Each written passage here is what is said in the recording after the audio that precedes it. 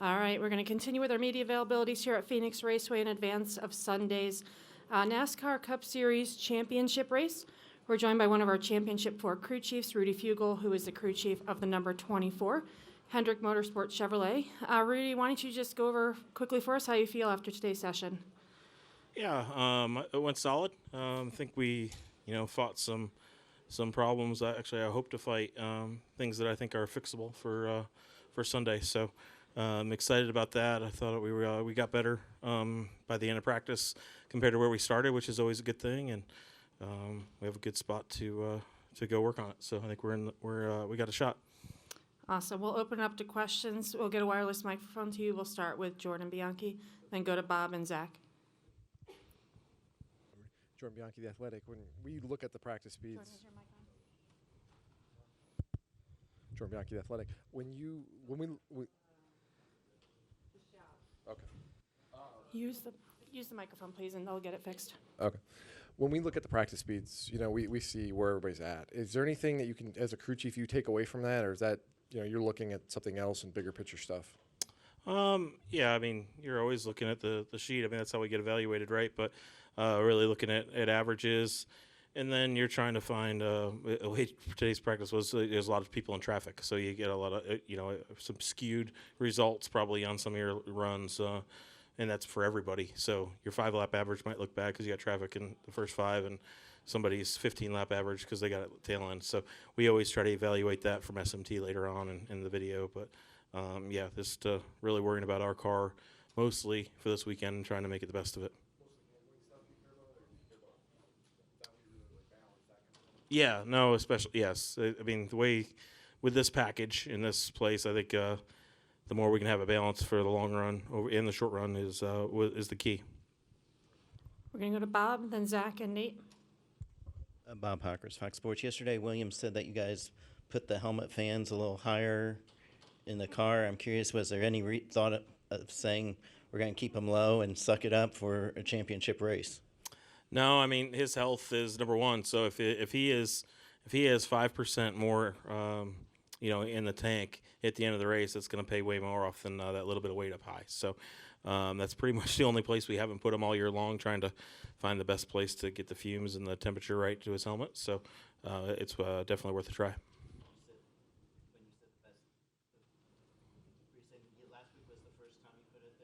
No, this week, yeah, this weekend is the first time we've gone there.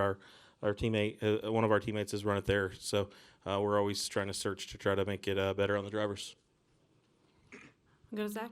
Zach Sterniolo, NASCAR.com. Rudy, there was a 4 or 5 lap stretch there where William caught the 12 and was trying to get around him. I don't know if they were on the same tires at that point, but Ryan was able to defend that a little bit before William got by.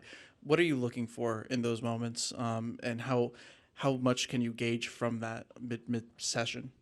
Yeah, I think he had 4-lap older tires, so he had a little bit of a disadvantage. But you're really giving William a shot to see the strengths and weaknesses of his car, and you don't know, that could be a bad run. It could not be, they could have made a change that was bad and they're still making laps. But anyways, the characteristics of the car generally transfers over throughout the weekend, so I think that part's good. Go to Nate. Nate Ryan, NBC Sports. Rudy, for a guy who flew on the middle seat for 4 hours out here on Wednesday, Williams seemed in a really good mood, a really good place yesterday. How quickly did he kind of or you and him and the team just put behind Martinsville? It seems like selective memory works here, that he's just passed it already. Yeah, for sure. It helps that, we made it and we have an ultra focus for this week, but yeah, you can't carry that stuff. We race way too much to carry that with you. So we'll probably talk about Martinsville again in probably 10 days. But we talked about it real quick on Monday morning, and then we were done and over with. That's what he does. He's not he's cheap like me, so I understand that. We'll go to Cole and then. No, I was on the team plane, but he had to get here earlier to talk to y'all. Go to Cole and then wrap with Wolfgang. Cole Kusaman with the Arizona Republic. Rudy, I'm just curious if the new tires, if you noticed anything different as far as tire wear or, anything like that. Yeah, nothing yet. I think the characteristic of those will come out in the sun. Today's practice was mostly in the shade. So you'll once we get a 50-lap run, you'll see more characteristic of that. But even last week in Martinsville, we didn't really see a difference until the race started.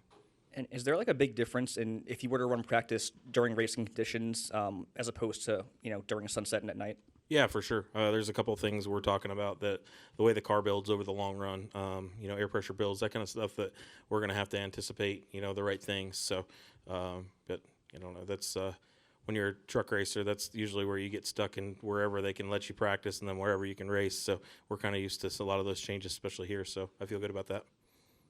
All right, we're going to wrap with Wolfgang. Wolfgang Monzer from Germany, Rennsport Press Agency. Coming over from Europe, I mean, it's relatively warm here compared to Europe right now, where we have the first snow. How big is the influence of this relatively hot temperatures to the aero package? Yeah, for sure. It's going to heat the tires up, and without the downforce, as much downforce on the cars, when the tires get hot, you're going to lose control, and the cars are going to lose handling a whole lot quicker into the run. So tires get overheated. Let's say they're at lap 40 with more downforce. Now it's going to be lap 25, and so it just speeds up the ill handling and how the cars change over the run. So it'll be pretty big as warm as it is. So it's probably 7-8 degrees ambient warmer than it normally is this time of year. So we'll definitely be dealing with that. And the overheated tires, can you correct this with air pressure? We'll try. That it'll help a little bit, but it's just, something we'll have to deal with, and everybody will have the same thing. So you just try to build it in the setups. All right, Rudy, thanks for joining us. Good luck to you and William on Sunday. Thank you.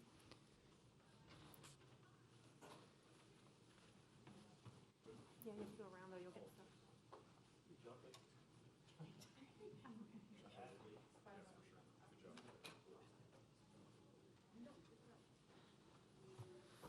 All right, we're being joined by the next of our Championship 4 crew chiefs. We have Cliff Daniels with the number 5 Hendrick Motorsports Chevrolet, driven by Kyle Larson. Cliff, if you can just take us through quickly how you felt after today's session. Yeah, we had to work on our car a little bit. It was really hard to tell at the beginning of practice. I don't exactly know what happened. I want to say from probably hitting the apron, our diffuser flap fell down the first run, so the car was, super unhooked the first run.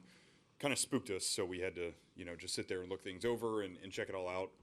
Then for the second run and beyond, we kind of had a normal race car. From what I could tell, everybody's fighting rear grip on entry, really both ends. I heard a lot of guys talking about that, so same is the case for us.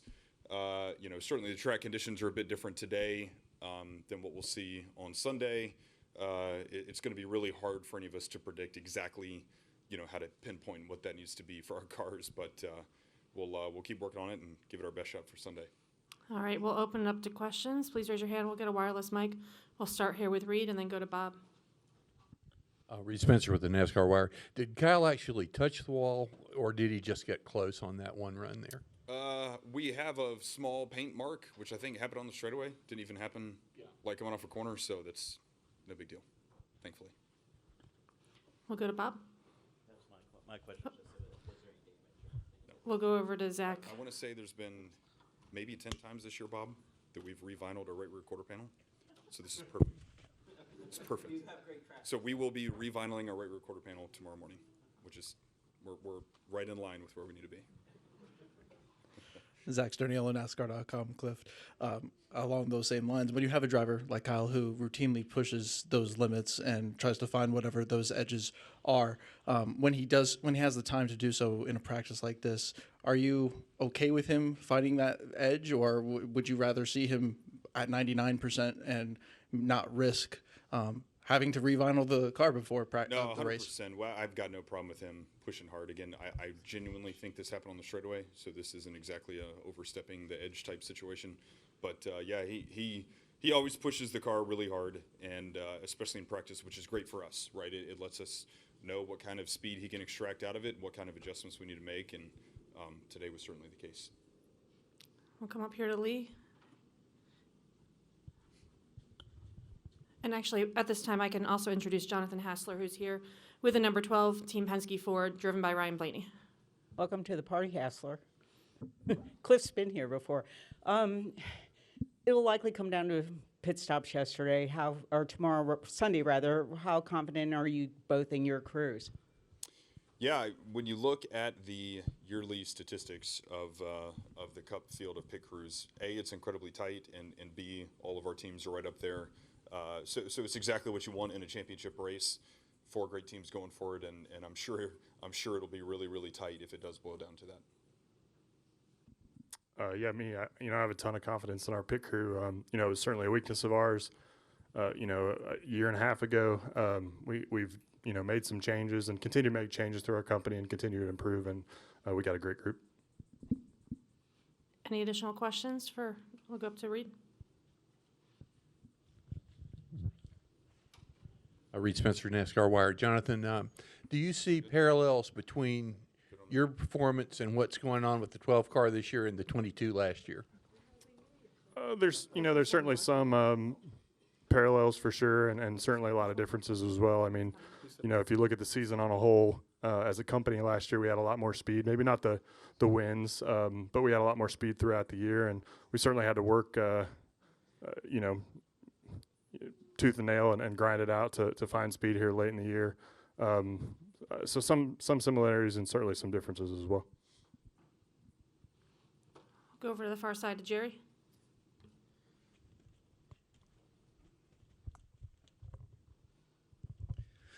Jerry Jordan, kickingthetires.net. Out there, we were watching the times earlier. Ryan kind of dropped back a little bit early on, and then all of a sudden went to the front. Were y'all working on a few things? Did you find something out there that would help you in the race? Yeah, we the conditions tonight were quite a bit different than what we're going to have on Sunday. So we really just wanted to focus on making a couple different changes, getting some longer runs in, and learning some things about our car.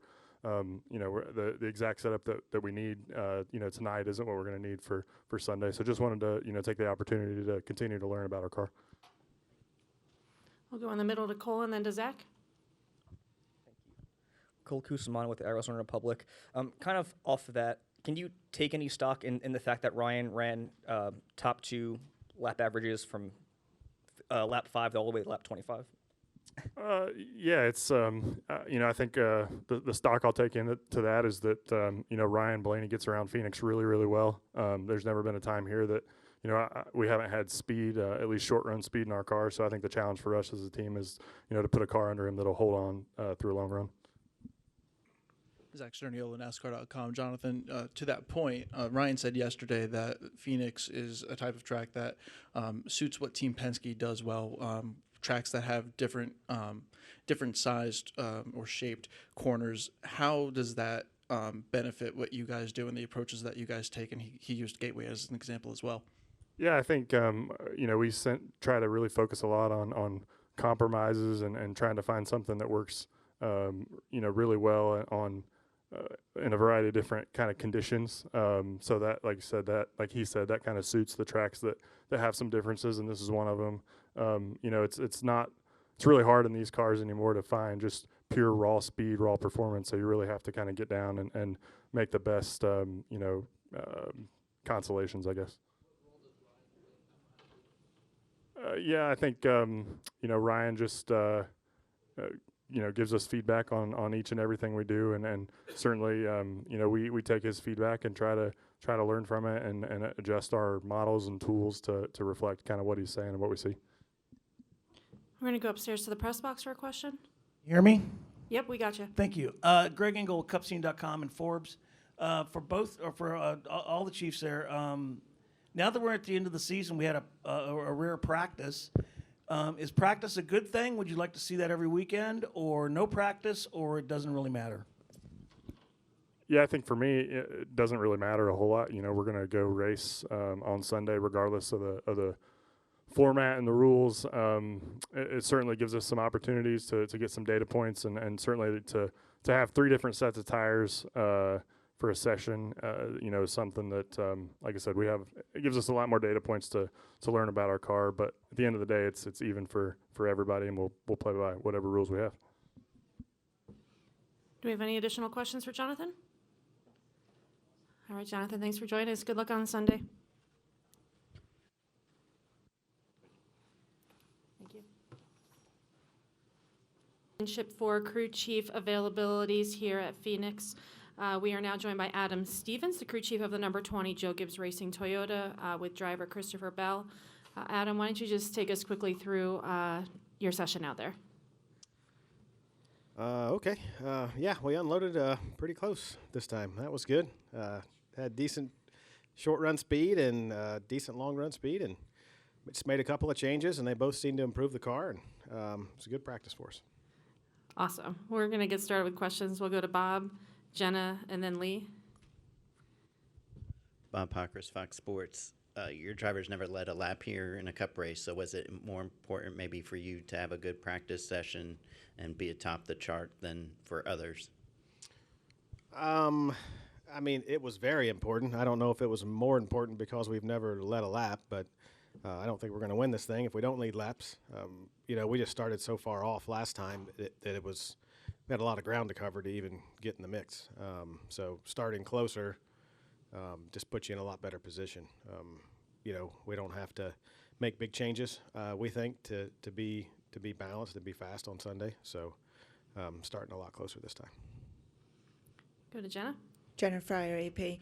Adam, last year was so terrible. You know the morning of, and you guys still went out and raced. How much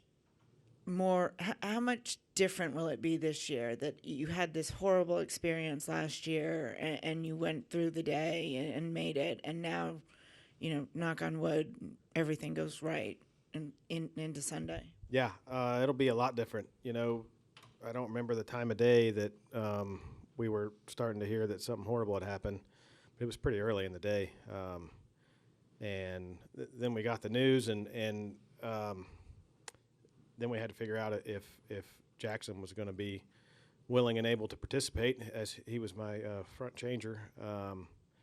And it just took you completely away from prepping for the race, focusing on changes and doing all that stuff that we do every week, to worried about your teammates, worried about coach, worried about the Gibbs family, worried about Jackson. I mean, and that went all the way up until the drivers were riding around the racetrack in the trucks. And it was awful. And not just for me and my team, obviously. So that'll be a big relief to kind of have a calendar year in between that and this weekend, and have a little bit of healing for the Gibbs family, and hopefully we can bring a trophy home. That's a good question for Christopher. I know that it did. I would assume that it did, as it did me prior to the race, but once we got racing, I wasn't thinking about it. There's not a lot of space between my two little ears to cram much more in there. And I know once he gets his helmet on that he's super focused on the task at hand, but I don't know how it couldn't weigh on you when somebody you're so close to passes so suddenly like that. We'll go to Lee, then Jordan, and then Zach.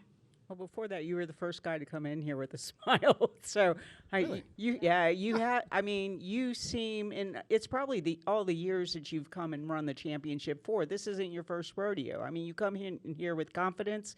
Mm-hmm. Bell yesterday was probably the most animated of the four drivers, from, you know, appearing confident, and I think, you know, all of that kind of plays into this. What's your level of confidence? And to follow up on Jenna, how cathartic would it be to win a championship after such a dark, you know, year last year? Yeah, confidence level is just super high. I mean, I know the equipment that we have. I know the progress we've made through the year. I know the potential that Bell has, and my team in general. I know if we do what we're capable of doing, that it's right there in front of us. And I don't know how you couldn't feel ecstatic about that, and I do. And I think we've gotten off on a good foot here this weekend. And I feel wonderful. I just can't wait to get back out there and cut some more laps, to be honest with you. But, yeah, the cathartic question, that would be amazing. You know, I remember the 11 winning the Daytona 500, racing us, actually, the 18. And what year was that? A few years ago. Yeah, after JD passed. And that was just a huge deal. Huge for Coach, huge for the Gibbs family, huge for us, and for myself to have a part in that, because we were racing them, and you know, we worked on some restarts to make sure we didn't lose track position, and because the Fords were really fast that day, and that was big for the company. And I would absolutely love to be a part of that for Coach. Jordan Bianchi, the Athletic, kind of following up on Lee's a little bit. This is old hat for you. You've been here many times, and so a lot of people in this situation, it's a lot to deal with first time. Like for you, it's just no big deal. Like you and your guys have been here, done that, and you just know how to handle everything that's thrown at you, essentially this weekend. I mean, there's some comfort level that comes with doing it. Whether we know how to handle everything, I don't know what's going to be thrown at me quite yet. But as far as what I expect to be thrown at me, it's a different weekend. There's a whole different level of distraction and enormity and gravity on the situation. And you also have to think, too, every day of every year we work to put ourselves to be in this position that we're in right here today. And that's true on races that we're winning, and that's true when we're getting our asses kicked. We're trying to make it to race for a championship. And how could you not enjoy yourself when you get here is the question I would ask. And Christopher's been here now, obviously, the second time, but he's still young, still learning this a little bit to some degree. Does it help that you just have this wisdom and this kind of the veteran presence to kind of guide him through of like, hey, expect this, expect that, and you can kind of. I mean, I hope it helps. I'm sure it helps a lot of the guys on the team that haven't maybe been in a situation like this. But at the end of the day, 2015, my rookie year, we won the championship, and I didn't have any of that experience, right? And I felt more prepared the next year, and we got our asses kicked. So does it help? I'm sure it helps, but it could probably be overstated a little bit too. I'm going to Zach, Kelly, and then Jonathan. Zach Sterniolo, NASCAR.com. Adam, Christopher said yesterday that you guys have made gains on it every time you guys have come here with this next-gen car. Obviously, that's the goal every time you come to the racetrack is to be better than you were last time. But what is it about the work that has gone into prepping this car for this weekend, and where do you feel like this 20 team is at coming back to Phoenix? I think we're right in the mix. This is a tough place to get around, and it's not exactly like any of the other short tracks. And we've had good runs at all of them. It had a good run here in the spring. We didn't have the best finish, but we were certainly in the mix late in the race before that final caution. And it's just about the feedback, quite honestly. And what also helps is having teammates that are fast. And, you are learning from them. You're learning from things that work from them. You're learning from things that don't work. And sprinkling a little bit of that into your car every time you come back and figuring out what Christopher needs. And the biggest part about figuring out what Christopher needs is him figuring out what he needs and how to communicate that to us so we can give it to him.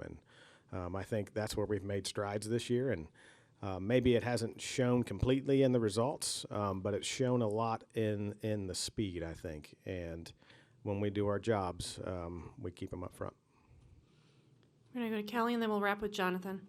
Kelly, CrandallRacer.com. Adam, two things that Bell also said yesterday was he feels more relaxed this time versus last year, and he feels more prepared. You guys obviously having clinched 2 weeks earlier than you did last year. Does that also play into why you feel like you guys maybe unloaded today better than last year? Do you feel more prepared instead of the last-minute walk-off at Martinsville, whereas Bell said you guys didn't even talk or mention Phoenix until that night? Yeah, for sure. The earlier you're going to be there, the more you can put a little bit more focus on it.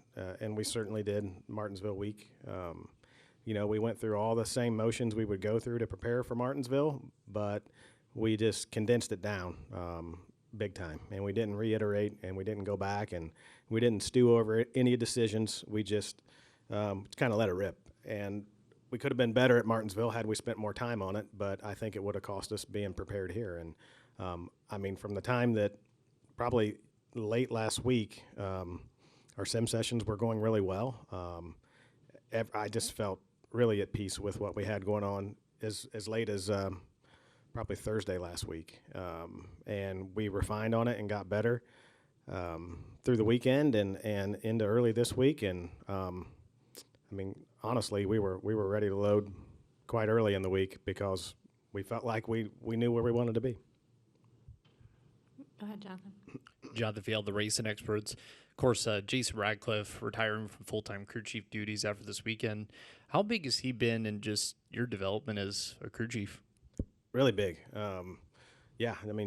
Jason's been a part of Joe Gibbs Racing for a long time. And extremely successful. And what he does and how he operates to be successful was immensely affected how I prepare and approach a weekend and prepare the race car. When they asked me to come crew chief in the Xfinity shop, I guess that would have been 2011 with Joey. I came from race engineering on the Cup side, and it's a lot different job, and there's a lot more to it. And he was always there to guide and help,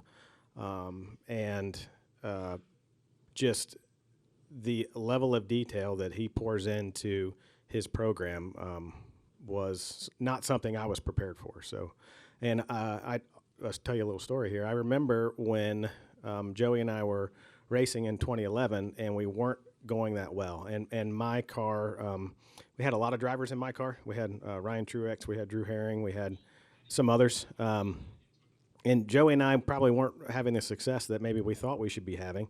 And he actually ran some races with Jason in his car, and they were good. And just watching him communicate with Joey and the questions he asked him and how he pulled information out of him had a big effect on me. Just watching him take my driver and cars that I know how they're prepared and do a better job than what I was doing.